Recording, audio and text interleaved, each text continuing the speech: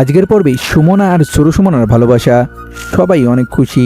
আর এদিকে পরিবারের কিছু মানুষ সুমনাকে কিভাবে অপমান করা যায় তার প্ল্যান করে।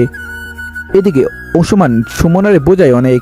আজকের পর্বে অংশুমান ও সুমনা রোমান্টিকভাবে মিল হয়ে যায়, কিন্তু সরু সুমনা এরা দেখে অনেক খুশি। অংশুমান অনেক করে চায় যেন সুমনা তার লাইফে আবার ফিরে আসে।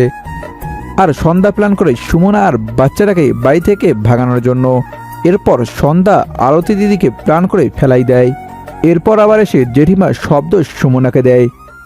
এর মধ্যে সকালে অংশুমান ম্যাজিস্ট্রি ম্যামকে ডাকে এবং সুমনা আর অংশুমান পালন করতে চায় মেয়েটিকে। এর মধ্যে সন্ধ্যা মিডিয়াকে নিয়ে এসে বলে আমাকে সবাই ইউজ করতেছে।